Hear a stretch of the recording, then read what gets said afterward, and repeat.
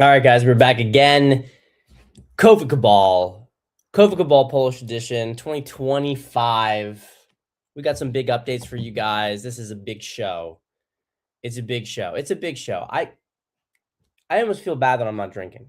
I almost feel bad that I'm not drinking for the show because we got so much cool stuff to cover, but I don't know, guys. I'm not sure if I'm really feeling it.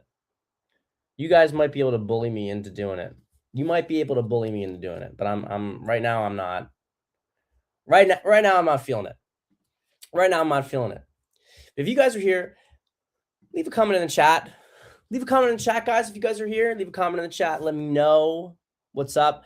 Guys, also, I have to tell you, those of you who always watch these on X, not a big deal for you. And that's going to be most of you. But for you guys who like to see the COVID cabals after the fact, who like to look up so we got a guy on YouTube right here, right? We are going to be having the COVID cabals. This is the last COVID cabal on this channel. So in the description below on YouTube, you will have a link. If I haven't done that, I got to do it. But there's going to be a link for the new channel. It's very easy. It is just literally called COVID Cabal, at COVID Cabal. So YouTube at COVID Cabal. We're doing that for a couple of reasons.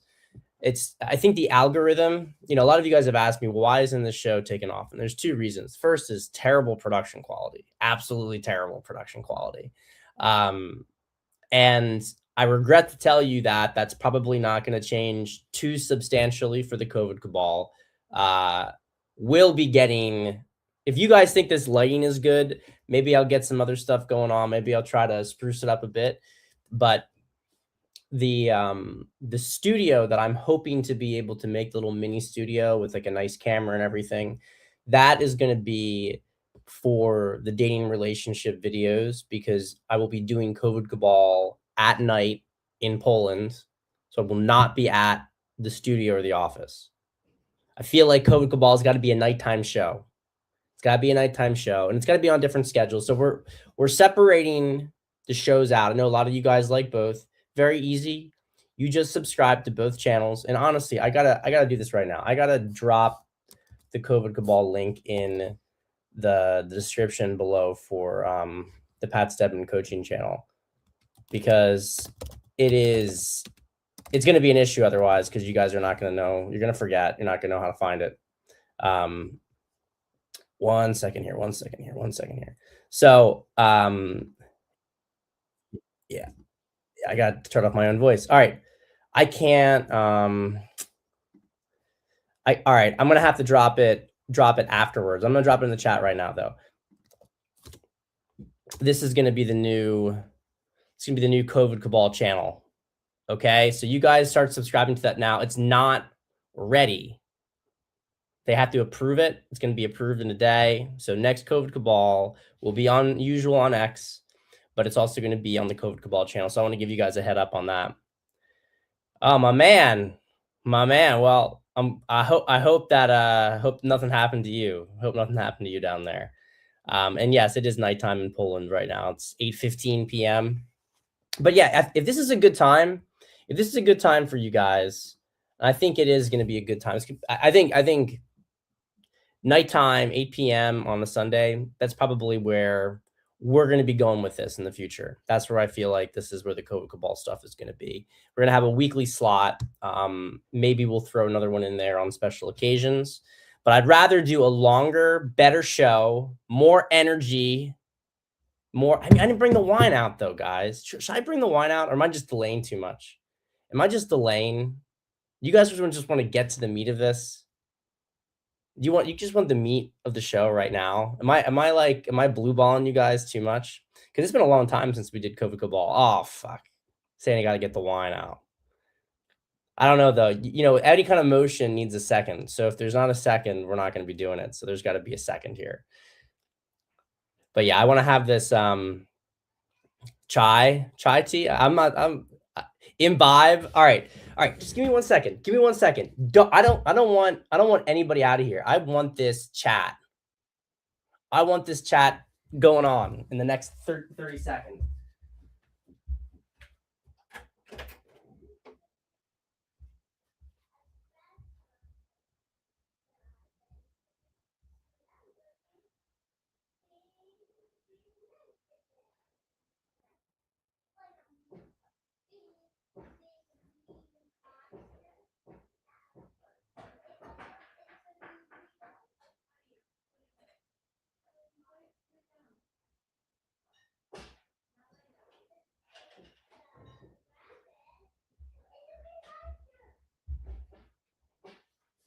All right, guys, we're coming back. We're coming back. Come back. We are almost back. Almost back. All right. All right. All right.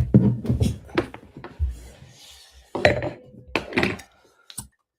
I'm not getting a Riesling. I got a Burgundy. All right. I got a fucking Burgundy. I should have gotten American wine though, but you can't really find American wine here. Should have got American wine just because this is a power time. It's a power time. But no, this is going to be our weekly slot. So I want you guys to be prepared for that. Prepared for your Eastern Standard Sunday afternoon. I think it's what's going to work because I got my own coaching calls on the weekdays. This is where we get our little moment. We're going to have fun. This is the wine, by the way. Lublin. Let me just say this little thing about Lublin. Because as you guys know, I have moved to Poland. Not permanent. Nothing's permanent anyway, but it is a serious move. I will be getting temporary residency in the coming weeks. And I love this city I'm in, Lublin. I love it. Not only because it's just like very good standard of living.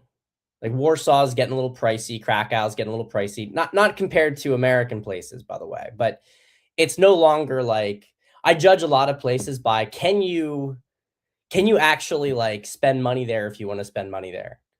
And in Warsaw, you absolutely can spend money. Like you can absolutely blow through a bunch of cash if you want to.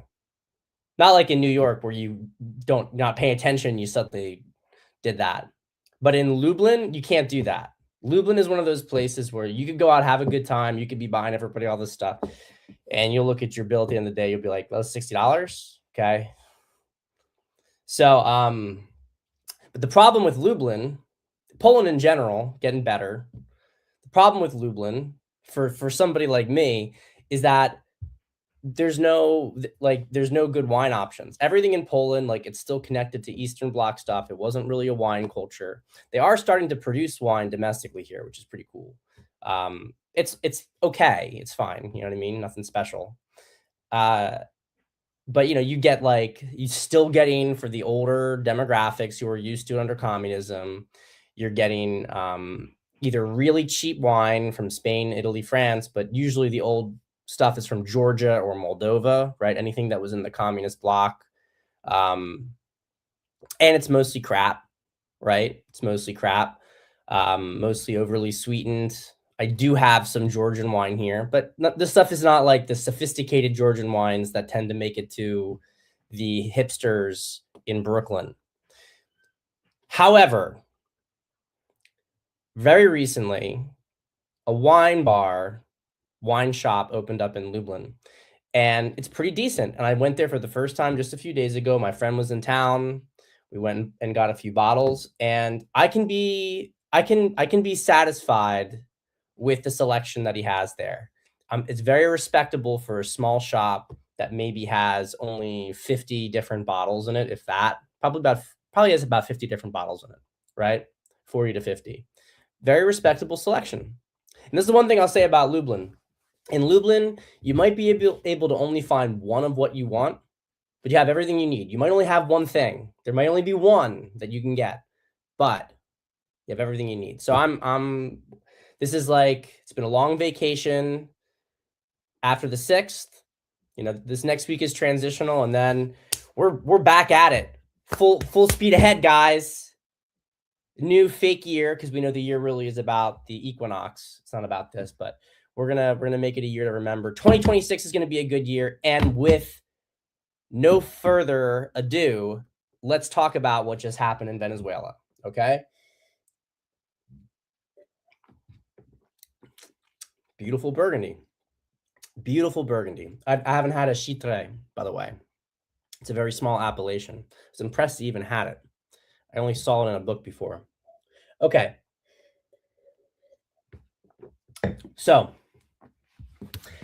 everybody is making the wrong understanding with Venezuela, and they were doing it weeks ahead of time. And I'm going to be cocky here, guys. I'm going to be cocky. I'm actually starting to think I'm going to have to start getting a little cocky again. I know pride goes before the fall. I don't want to lose myself We are certainly not. We are certainly not going back to season 1 COVID cabal where I was looking like a fucking homeless man because I was drowning in alcohol from all the COVID cabals we were doing. I had this huge beard. I looked terrible. Man, one of my friends sent me a picture of this. I'm like, man, I have an amazing wife because she's pregnant. She's pregnant and I look like this fucking clown. I don't look like a clown. I look like a homeless person. It was crazy. Remember, I had that pact to grow out my beard. So, but I was cocky then. I was too cocky. I was overly invested. I was out of control. I was out of control. You know what I mean? All right. But I have to get a little bit more cocky because I'm telling you guys what I'm seeing on the internet, including from people who I generally like. No one understands what's going on, really. The only person who really is tracking this stuff super well is Tom Luongo. I'm sorry. I'm not trying to be like a dick rider here. I don't agree with every little last detail of everything he says, right? We talked about some emphasis.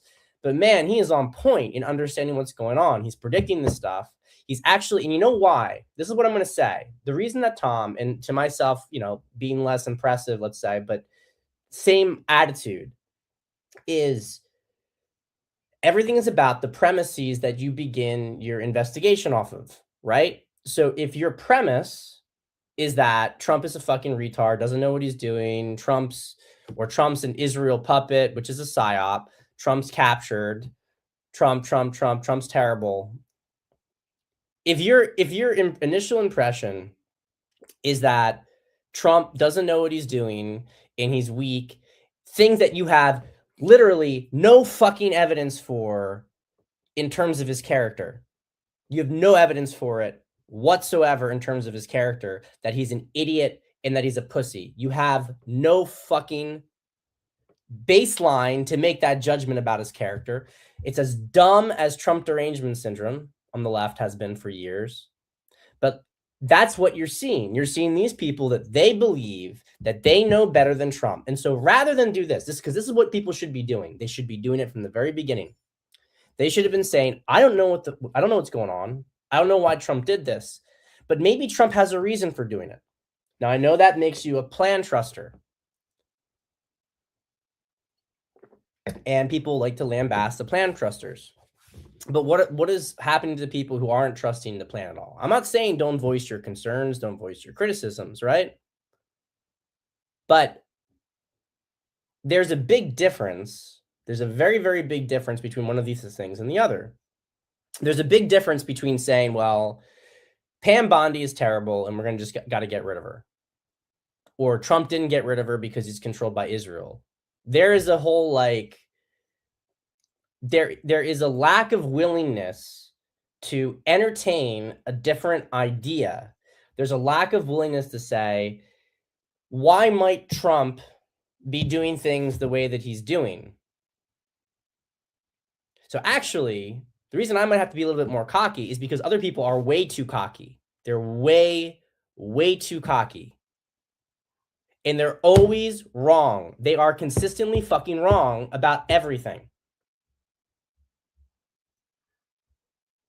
And everything goes back to the same narrative point. You see this regime change thing in Venezuela. What's the first thing people talk about? Oh, now, like, I don't even know if this is true, but, Venezuela's government's going to recognize Israel, or recognize Jerusalem as the capital of Israel. It's like they always have to make some kind of pivot. And it's just, sorry, it's really shallow. And I'm speaking as someone who really, I've said this many times on the show. I am so done. We're all so done with Israel, but we're done with Israel. I'm done with Israel on both sides of things. I'm done with us catering to Israel, but I'm also done with everyone obsessing about Israel as if Israel is really that fucking important. You sound like a bitch when all you do is think about Jews in Israel. Yeah, Jews are clannish and they're behind a lot of this stuff, whether they're exclusively behind it, different question, whatever. But deals are being made to bring about big results in not just the country, but the entire world. And that's what this operation was about. What was this operation about? Why were we in Venezuela? What was the reason that we were in Venezuela to begin with? Why were we putting all that pressure on there? Why were we putting our pressure on there? The reason we were doing it, everyone says, "Oh, we just want to take Venezuela's oil." So they're these imperialists, right? You have obviously the the shit lib imperialists, anti-imperialist, right? They're only anti-imperialist, by the way, when it's America. When it's European countries being imperialist, they don't care, and they definitely don't care when China's being imperialistic. They only care when it's America. Everything's about America bad. And this was a segment that you always have to pay attention to this, because when we were dealing with the Russia-Ukraine war, you had a lot of people who we had common ground with being opposed to the war, but they were opposed to it for a different reason than we were. We were opposed to it because it indicated the deep state trying to create a World War III scenario, box Russia in. These people were against it because they're against anything that America does that shows any kind of power whatsoever, because they want America in all Western countries to be weak. That's their point. That's their point. So what was it about? There's a lot of things going on with Venezuela, and that's one of the things that makes this whole conversation kind of interesting, right? It's interesting because you can say that Venezuela is about the oil, and you'd be correct to an extent. We can talk about that, right? Why is it partly with Venezuela's oil? Because China was using Venezuela as the hub to get most of its sour, this very, very thick oil, which is mostly used in shipping, and that China predominantly requires for its shipping fleet. Okay? So China had a strategic interest in Venezuela's oil. What else did they have a strategic interest in?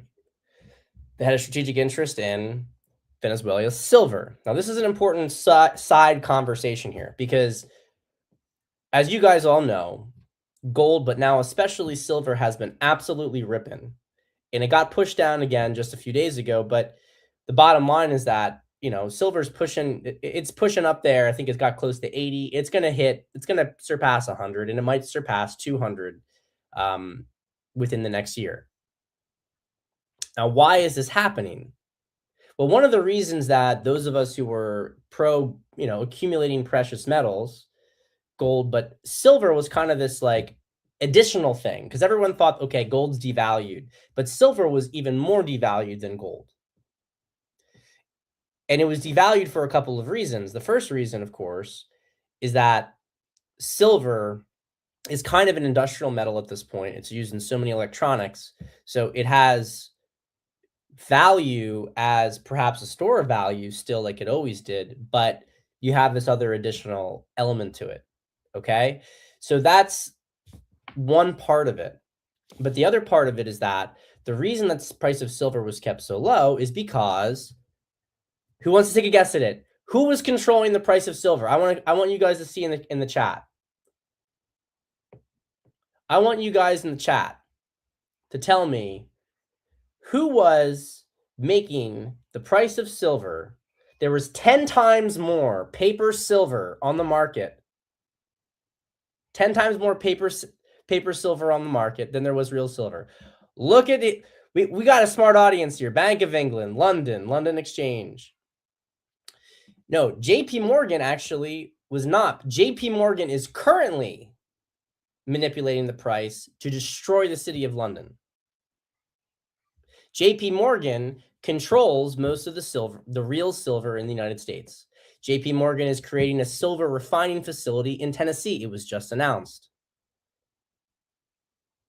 So what's happening here is we are taking back control over our monetary policy. We did that initially through SOFR, getting rid of LIBOR, right? The London Overnight Interbank Dollar Rate, whatever, where they would determine the price of dollars. We took that back with SOFR. It's been a gradual process that's becoming completed. They've been attacking our bond markets, attacking the spread of treasuries, the short term and the long term, in order to try to manipulate things. They're losing control. You can see this firsthand in the European bond spreads, where Italy is now pushing up against Germany and France. Okay? The European bond market is going to fall apart. Europe is going to have a banking crisis. Meanwhile, all the money is going to the United States. Now,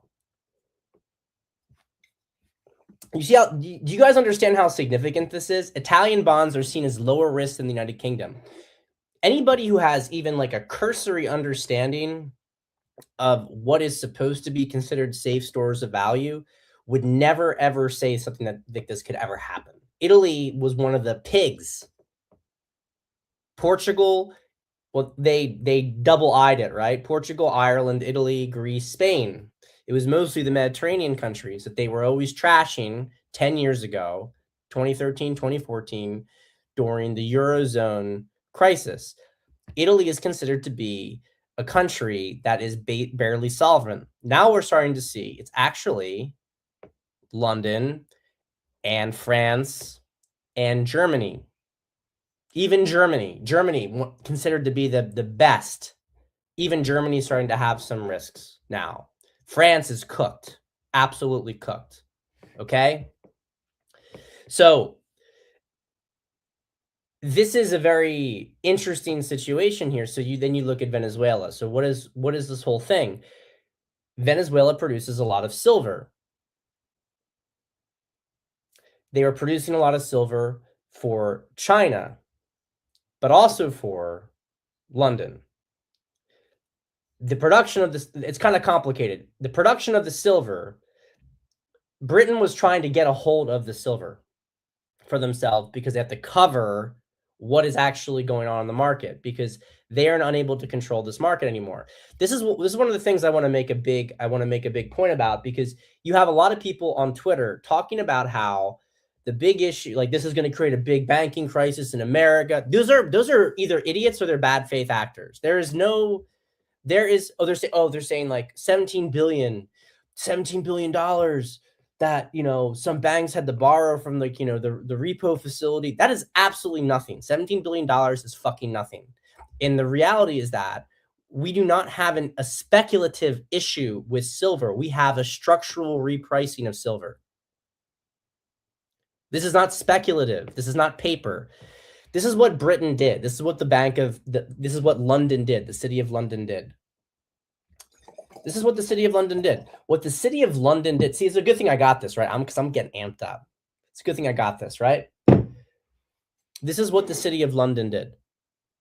The city of London was controlling the world through two things, and they're connected, of course, through intelligence agencies that would manipulate narratives in crises, because the intelligence agencies were then embedded in media organizations and then cultural institutions, so they could control cultural narratives, and they could create incidences with their intelligence agencies, and then the media could manipulate. But what else could they do?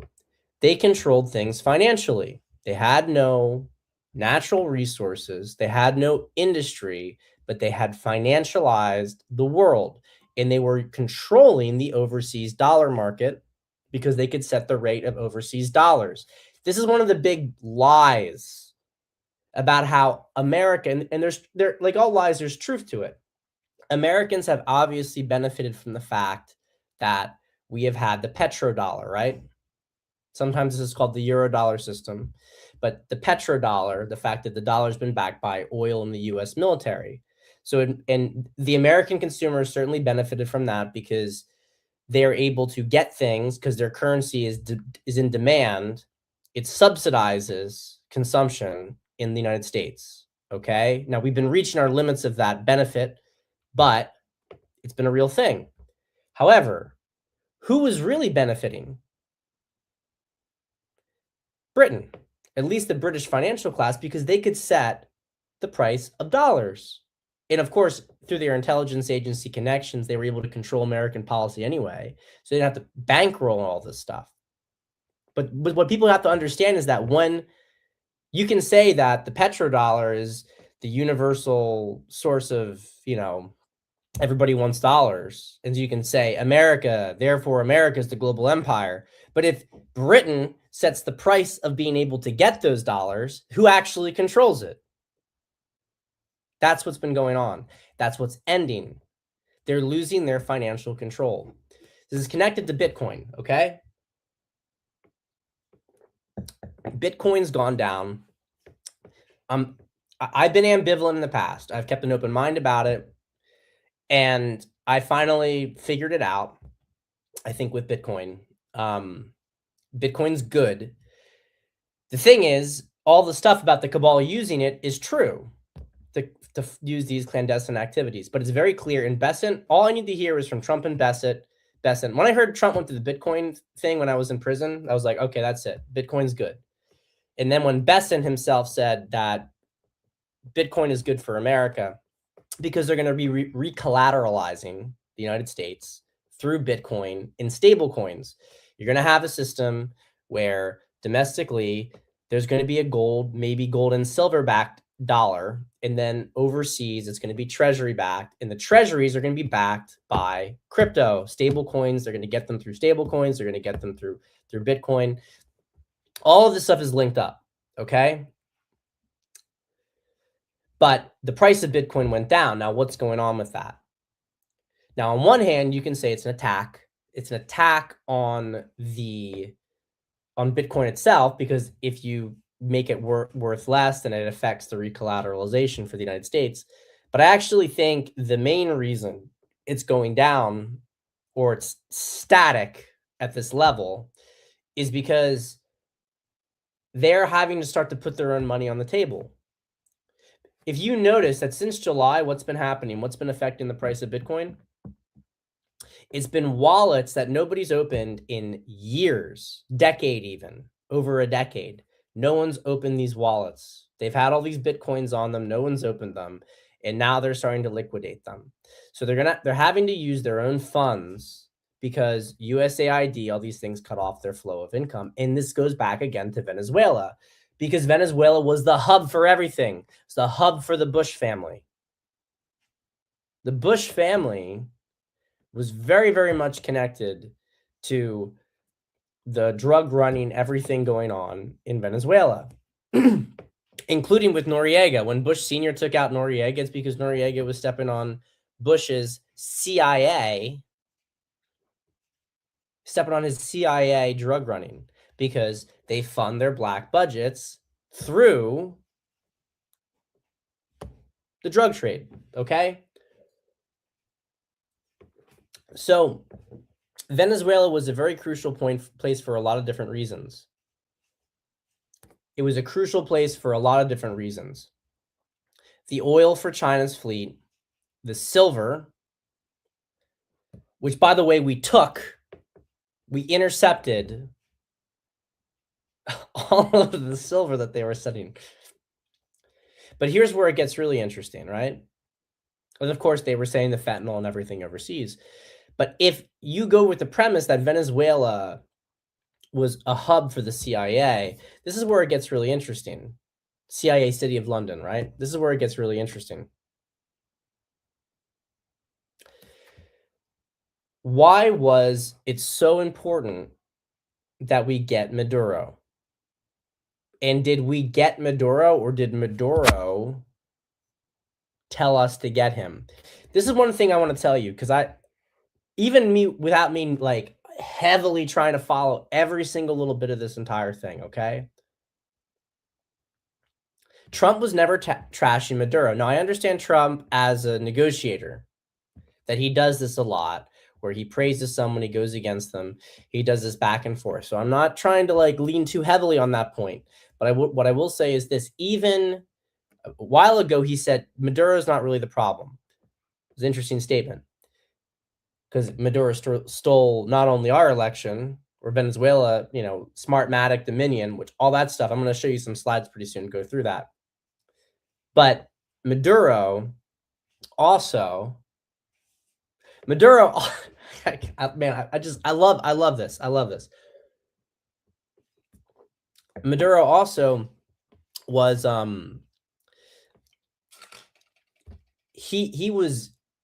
he stole his own election like by a huge margin. So we don't like him. We hate Maduro. Yet Trump's praising him, or at least saying he's not the real issue. The night before the raid happened, Trump said that Maduro had come to terms.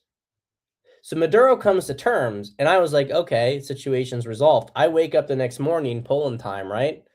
And I see these videos of like Apache helicopters blowing up Chavez's grave, right? That was so funny, by the way, that they just decided we're gonna blow up Hugo Chavez's grave on the way out. That's so Trump. I fucking love him. I fucking love him, man. I love Trump. I love him. I'm a soldier. Now, I mean, took him to task, right? 6 minutes. 6 minutes and change. They have Maduro and Maduro's wife. Man, I didn't drink that much wine. Look at that. There's not that much there. I still got it in the glass. This is, you know, it's small portion sizes. Don't worry. And by the way, on Coca Cabal, we'll do two. We'll do 2 glasses. We might do half a bottle. We might do it. You know what I mean? Family values. That's what I'm trying to say. People trying to shame me here. I didn't even bring this wine here. You guys bullied me into it. You bullied me into it. No, I know that this is our thing. It's our thing. Coca Cabal wine's a thing, and that's part of the reason why I separate out these shows.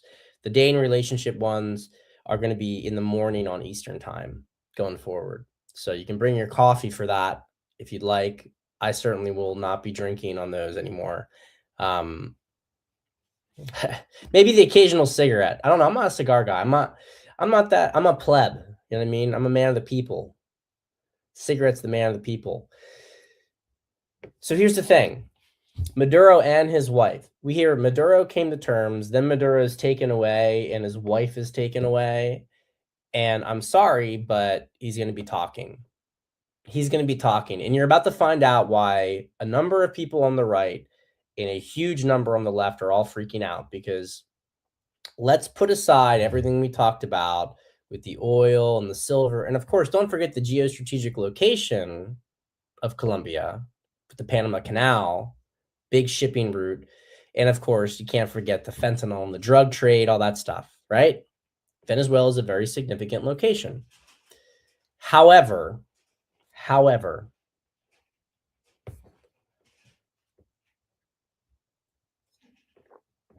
what we really care about here on Coca Cabal is the election fraud. That's what we really care about. So if this was the hub for intelligence operations in the Western Hemisphere, at least, he's been indicted on many charges. What is he going to serve? I don't know what he's going to serve. Maybe he's agreed to serve some time in prison. I think that there was a long negotiation between them. But how would he get out of the situation, right? It must have been a very dangerous situation for him, because he's there in the present. He's the president, and he's standing up against America, but he's secretly like, he sees the writing on the wall, like anyone with a fucking brain. I can't handle these like brain dead takes from people where they're talking about how Trump's going to watch out for the midterms. The midterms are going to turn. Like, you're fucking stupid. You have any fucking idea what's going to happen before the midterms? You have any fucking idea? Are you that brain dead? The left is going to take over control. They're going to win the midterms. You fucking stupid. You're a fucking retard if you think that. You are truly a fucking retard. That's like saying you got some guy in the corner and he's like, if you don't arrest me, if you don't shoot me, I'm going to kill you and rape all your wife. I'm going to rape your kids. I'm going to kill every single one of you. You could shoot me right now, but if you don't do it, I'm going to kill you and I'm going to rape your wife and kids and then kill them. I'm going to cut them apart in pieces. And you're like, I don't know what to do. What am I going to do? How am I supposed to do this? I can't do this. We have a rules-based, yeah, Trump's going to follow that. You fucking retard. You are a fucking retard if you think that. Trump is paving the road for the good times in America, and he is doing it for narrative setting. And by the way, how are you going to make any claims about what any election is supposed to look like when the last 25 years worth of elections were manipulated? What happens when you stop the election manipulation and you deport, like Homeland Security's account said, 100 million people? They want to deport 100 million people. I do want to touch on the Somali stuff before we're done here, but I want to finish this with Maduro and the importance of it. You are going to see everything come out about the 2020 election, and you are going to see mass arrests, and you're going to see mass denaturalizations. Let's talk about Nick Shively. Let's talk about him, okay? Let's talk about our good little, what is he, 22 years old? He's the next Charlie Kirk, okay? It's not Hollyhan, it's not faggot Hollyhan or whatever that guy is. Flamed out, right? He flamed out real quick. Nick Shively is the new Charlie Kirk. He's been chosen to be the next Charlie Kirk. How do I know that? I'm going to give you two reasons. First reason, he's Mormon. The Mormons are heavily connected to the intelligence agencies. That, of course, on its own is not enough.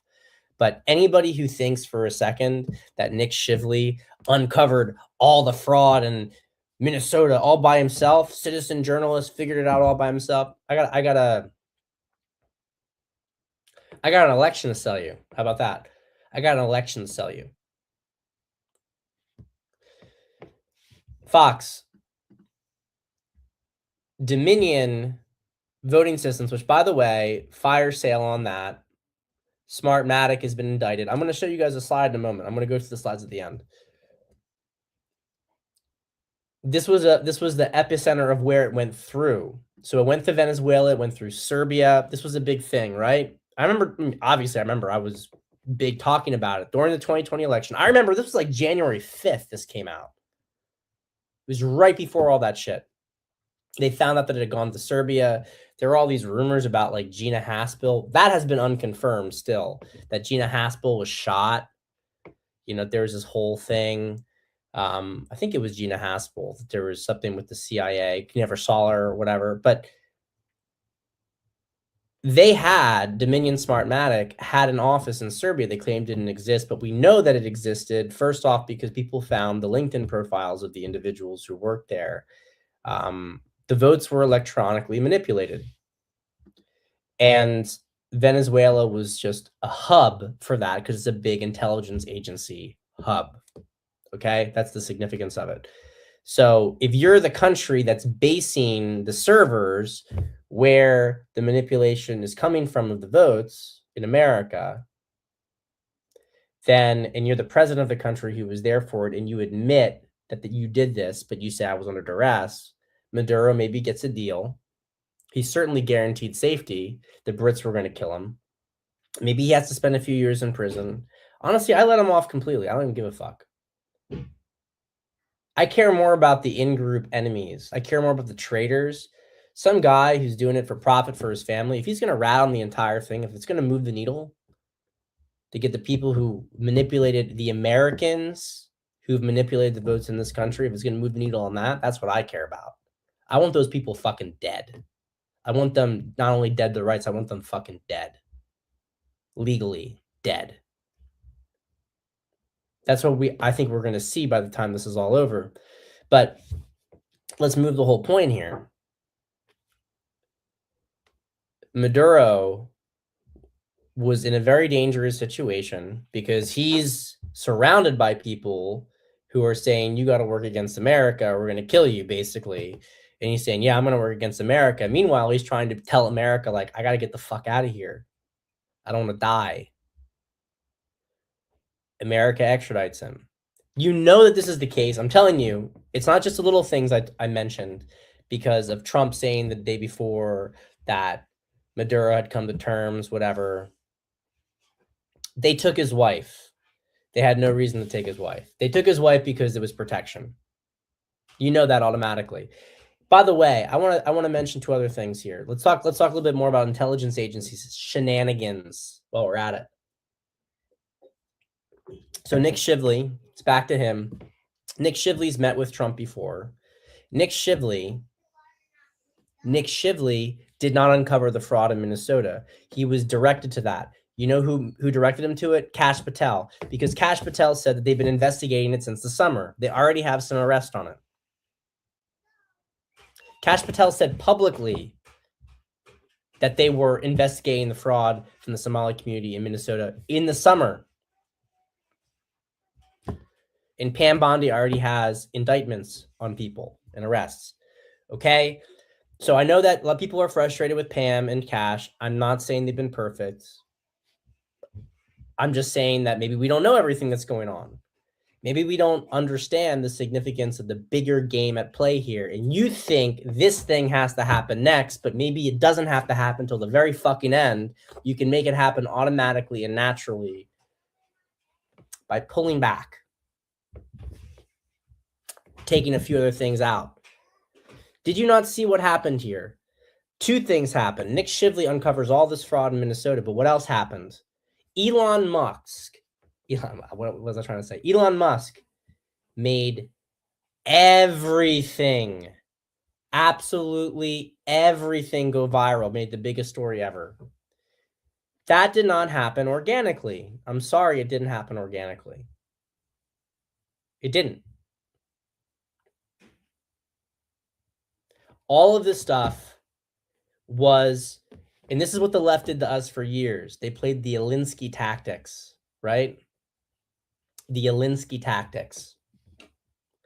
You know what the Alinsky tactics are? They have somebody, some little faggot on the ground. In their case, there's always a little faggot on the ground. And they have him go and complain about something, some injustice, some hate crime. They manufacture a narrative from it. And then they create consent. And then they get their policy. Trump's doing the same thing. That's Nick Shively and Elon Musk working together. Elon Musk being new media, Nick Shively being the asset who discovered it, so the administration wasn't looking for it. You know how fucking dumb is this corner of the internet? Nick Shively uncovers this fraud. They're saying, when is the administration going to do something? Like, dude, are you fucking retarded? This story broke like yesterday. And 2 days afterwards, they have everything planned. They have everybody on the ground to deal with it. They have all the cases being built. So first off, if you know anything of the legal system, you know that stuff was in place for a long time beforehand, okay? Second off, what do you think? Like, you hear a story, news story breaks. Why hasn't he been put in prison yet? When is Trump going to put these people in prison? When did you hear about the fucking story, dumbass? You hear about the story like an hour ago?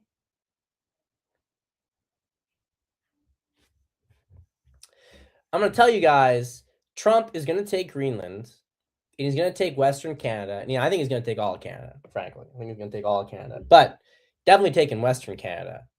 You take Greenland, though, geostrategically, you take Greenland, and you take Alberta and Saskatchewan, Western Canada, right? And what is left? What's left is a rump state tied to the EU. It'll collapse. Obama will absolutely be thrown in jail. And Charlie Ward, it's not a Charlie Ward fantasy, it's a Charlie Ward scam. Charlie Ward's a scammer. That's what he is. He's a liar and he's a scammer.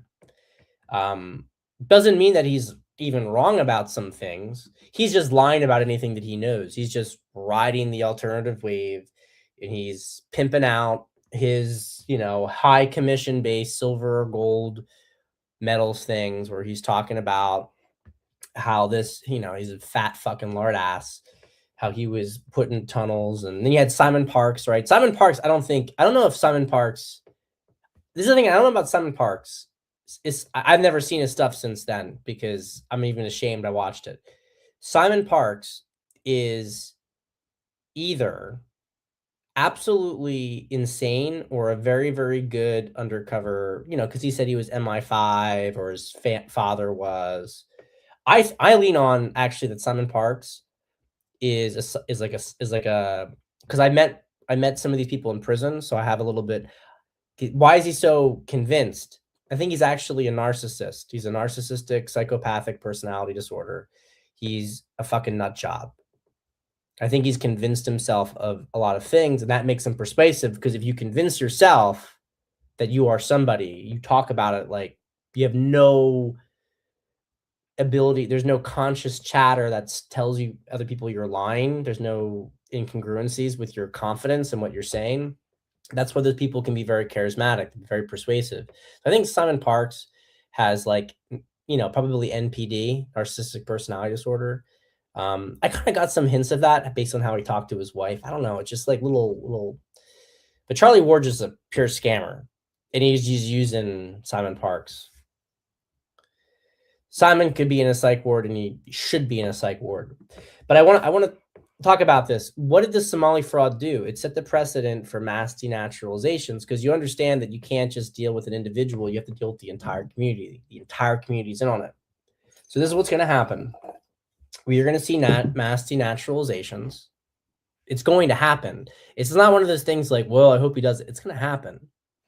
But they're trying to set the stage for it. I want to scroll back to the chat here, and I want to mention something that Andrew H2 said here. I think the administration's plan is to show the Americans that the Obama-Biden regime is illegitimate. Power and legitimacy go hand in hand. Without legitimacy, there's public support for power. Without power, legitimacy is a piece of paper. Venezuela, Smartmatic, Somali fraud, mail-in voting means that the democratically claim to power is illegitimate. You need to make the people so fed up and disgusted, and you have to make it so abundantly clear what they have been doing that you don't care if you break the norms of arresting some piece of shit like Tim Walz. That's what has to happen. Everybody wanted them to do it immediately, but we are not the left. We operate through truth and order, okay? The left violated laws and they tried to skip steps. This administration wants nothing about every single person who they are going to arrest and in prison and execute. They don't want there to be any question whatsoever about the legitimacy of their operations. They want it to be clear as day that what they did saved this country. It was not a power grab. We could be playing power grabs all the time. And that would end up destroying the country. In that case, you might actually get the left back in 2028 organically because you didn't build up the proper legitimacy or consent. I said from the very beginning of season 2 COVID Cabal, Trump had a year and a half tops to get this thing started directly, but he very clearly had a year, and I expected it to happen in this first quarter of 2026. Specifically, I would say if I had to pin anything on it, I would say in February. I'll give myself some wiggle room and say until April, but I think it's going to be in February. This shit is going to kick off. They're ready for it. Good comment in the chat here, right? About showing Hegseth, right? Posting the Gladiator intro on New Year's Day, knowing what was going to happen in Venezuela, crazy. But it's not just that. Trump took the National Guard out of the cities, and he said they're going to be back, maybe in a bigger way. Yeah, they're going to deploy the military. You know what happened a few weeks ago? Trump was trying to figure out, through the courts, of course, how am I supposed to deal with these governors who are who are working against ICE, violating the Constitution and the separation of powers, the hierarchy of powers. And you know what the Supreme Court did? The 3 liberal justices all recused themselves. And Kavanaugh wrote, well, you do have the Insurrection Act. That's how you deal with them. The Supreme Court greenlit the Insurrection Act. That's what they just did. Okay? So it's coming. It's coming. And if you don't believe it's coming, and if you want to just keep going out there and you want to keep freaking out and crying that Trump didn't move fast enough, you just look like a bunch of fucking babies to somebody like me. So you look like a bunch of fucking babies. Pull yourselves together. You are not smarter than this administration. In Trump's first term, it was Trump surrounded by enemies. You could say definitively, Trump's around a piece of shit here. He's around a piece of shit here. He's around a piece of shit here. And maybe he knew that, but he was trying to maneuver, but he was totally boxed in. He had so few allies. And you say, well, why did he do that? Maybe he had to do it. He had no political base. He came into a city. He was surrounded by people who gave him offers he couldn't refuse. He took them. He thought he could work with them. He couldn't work with them. Even ones we like Bannon, may not have been, I don't know. Bannon got removed from the White House for a reason in the first term. I'm not saying that maybe was a good decision. There's been bad decisions. Flynn was removed, right? Pence manufactured that. But the point I'm trying to make here is that if you're trying to make an analogous situation to Trump in his first term, when we knew he was surrounded by enemies and bad people, and Trump in his second term, when everybody is handpicked and they hate his entire cabinet, then you're fucking dumb. You're fucking dumb. You got your own head way too much up your own ass. It's not. Be a little bit more humble. This administration has a very, very serious plan to take back this country. They're doing it with minimal casualties, surgical strikes, surgical hits. Iran-Israel war, diffuse that entire conflict, bombs down a fucking bunker. Venezuela, 0 casualties, extracted the president.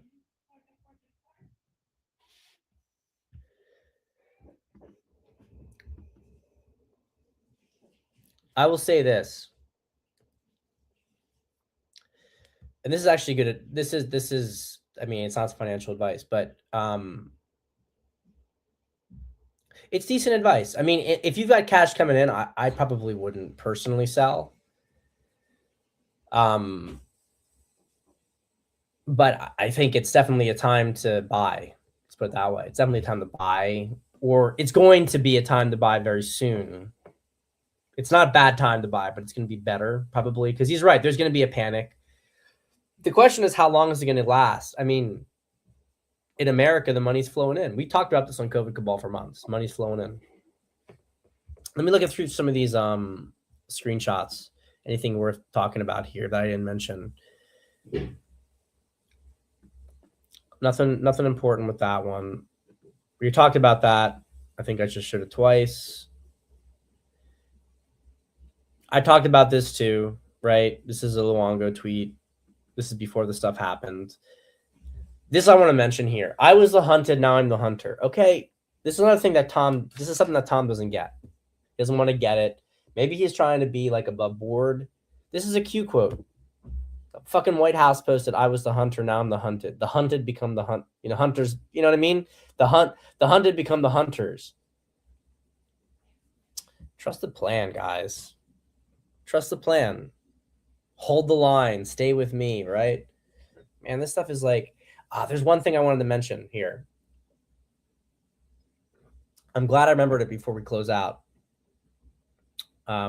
This is just, by the way, this tweet here. This is talking about the moral cover to denaturalize and deport. Again, White House, Homeland Security accounts talking about removing 100 million immigrants from the country.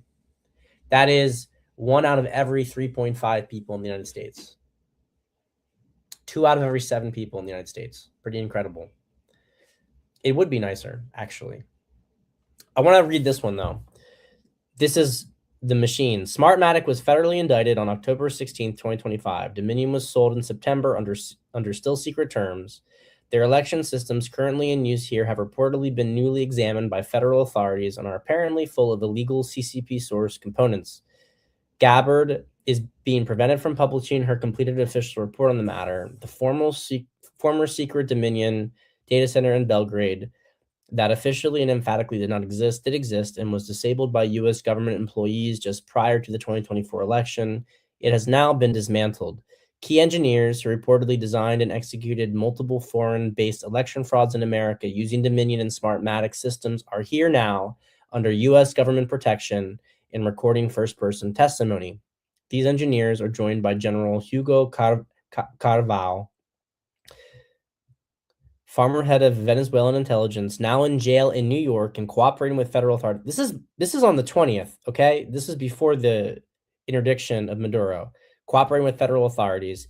After rejecting over 24 traders, our 3 letter agencies are now supposedly helping find bad election actors, but they remain unreliable because of their own direct criminal involvement in past election frauds. That checks out with January 6th in particular. A lot of difficulty getting to the truth, right? Official state and court adduced evidence of election fraud has been compiled now for every one of the 2020 battleground states, but cowardice and corruption within the American judiciary has completely paralyzed justice. Yes, it will happen in the military through tribunals. That's what's going to happen. DOJ has been forced to sue multiple states to require their compliance with federal election laws like CABAL. Again, Insurrection Act. President Trump pardoned Tina Peters, but Colorado officials refused to release her from prison. Her role as a federal officer in their state elections is apparently something Colorado wants to litigate. There's more, but that's the big thing here. Okay. So this is the really big thing with it. And there's just a couple things I want to close out on, because I know that this stuff is coming. It's coming down the pipeline. You don't want to believe it. I don't care if you don't want to believe it. It's coming down the pipeline. I do want to mention one thing about Rob Reiner. Remember Rob Reiner died? Rob Reiner was killed by his son. Maybe he was killed by his son, who maybe he raped over and over again. Who knows? But I will tell you this. Rob Reiner dies. Trump immediately trashes him. Right?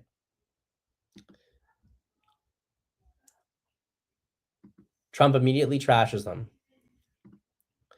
And what happens next? What happens next? What happens is that everybody freaks out. Trump's a terrible person. And then you find out that Reiner was involved with Brennan and Comey in a documentary talking about how they were actually involved with fortifying the election.